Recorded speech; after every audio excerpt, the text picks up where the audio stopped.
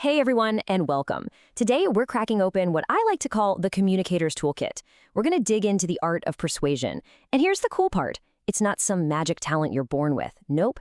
It's a set of skills that absolutely anyone can learn.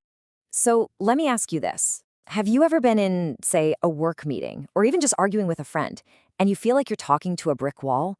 Like your point just isn't landing? It's super frustrating, right? That feeling of being misunderstood or just not being able to get someone to see your side. Well, today we're going to work on fixing that. Okay, first things first, let's get one thing straight. This isn't about giving some huge epic speech or winning a formal debate. Persuasion is something we do all the time. Seriously, think about it. It's happening in your group projects, in meetings at work, even just when you're chatting with friends. It is a core part of how we actually connect with people. So let's kick things off with a key idea, interpersonal communication. Sounds a bit academic, but all it really means is the back and forth, the exchange of messages, ideas, feelings, you name it, between people. It's not like you're just broadcasting a message out to a crowd. It's a living, breathing, two-way street. And you know what makes a real conversation so special? It's not just the words, right? It's all that stuff that happens in between. It's the immediate feedback you get. You see someone nod, or they get that little crinkle in their forehead when they're confused, and there's always that emotional vibe underneath it all. That's the magic. That's what makes it a real connection, instead of you just talking at someone.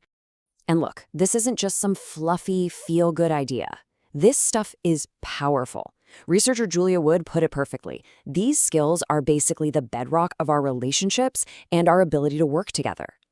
Getting good at this is how you build real trust, how you get to that genuine understanding with people. All right, so we've got our foundation down. Now let's level up. We're going to move from just, communicating to actively persuading. It's time to get into the real art of influence. Now, when you hear persuasion, don't think of it as some kind of shady manipulation. It's not. It's simply about being thoughtful, intentionally using your words to help guide someone's thinking. It's about presenting your ideas in a way that just clicks with them. And we do this all the time, whether you're a teacher, a boss, or just trying to convince your friends that, yes, we really should get pizza tonight. All right, so this brings us to the core of our toolkit. Think of persuasion like a building held up by three essential pillars. If one of those pillars is weak, well, the whole thing can just crumble. And here's the secret sauce. It's not about picking one. You need a blend of all three. For sure, your argument has to make sense. It has to be logical, but it also has to hit them on an emotional level. And tying it all together, they have to trust you. That's your credibility. Without it, you could have the most logical, brilliant argument in the world, and it will just fizzle out. And hey, don't just take my word for it. Experts Solomon and Theis say the exact same thing. It's the combination that's the key. You can lay out all the facts and figures perfectly, but if the person you're talking to doesn't trust you or just doesn't feel any kind of connection to your message, it's like you're not even speaking. It just falls on deaf ears. Okay, so theory is great and all, but let's see how these tools work out in the wild. Because believe me, the masters of persuasion are using this stuff on us every single day. And the best place to see it? Just look at advertising. I mean, just think about it. When you see a car commercial, are they just selling you a car? No, they're selling you the feeling of freedom, success, adventure. That's the emotional appeal. Then they repeat their catchy slogan over and over so it gets stuck in your head. That's repetition. They use all this positive, shiny language, and of course they get a famous actor to drive the car. That's them borrowing credibility. They are using our three pillars, but on a massive global scale. So we've talked about what to say and how to build your argument, but there's a whole other layer to this. A huge, incredibly powerful layer that we haven't even touched yet. It's time to add another tool to the kit, decoding the unspoken. No, I'm serious about this. If you're only listening to the words people are saying, you're probably missing like half the conversation. The real meaning, the emotion behind it, whether they actually believe what they're saying. So much of that comes through without them ever saying a word. And it really breaks down into a few key things. Think about it. Someone's facial expression tells you if they're excited or skeptical before they even open their mouth. Good eye contact, that screams confidence.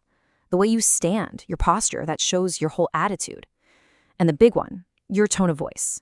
Your tone can take the exact same two words, like great job, and make it a genuine compliment or a really sarcastic put down.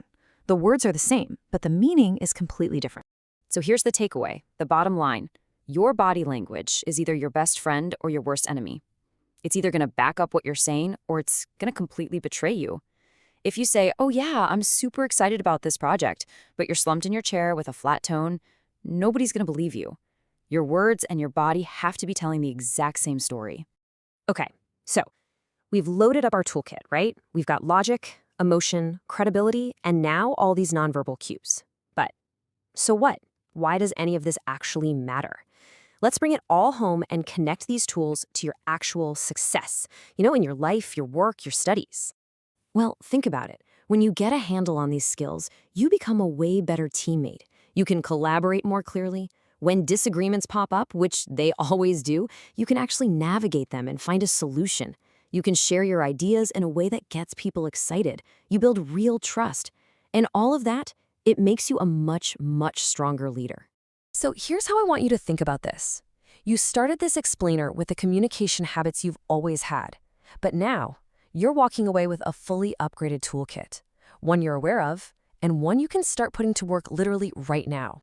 So I'm going to leave you with a challenge, your very next conversation. Doesn't matter if it's in class, at work, or just with a friend.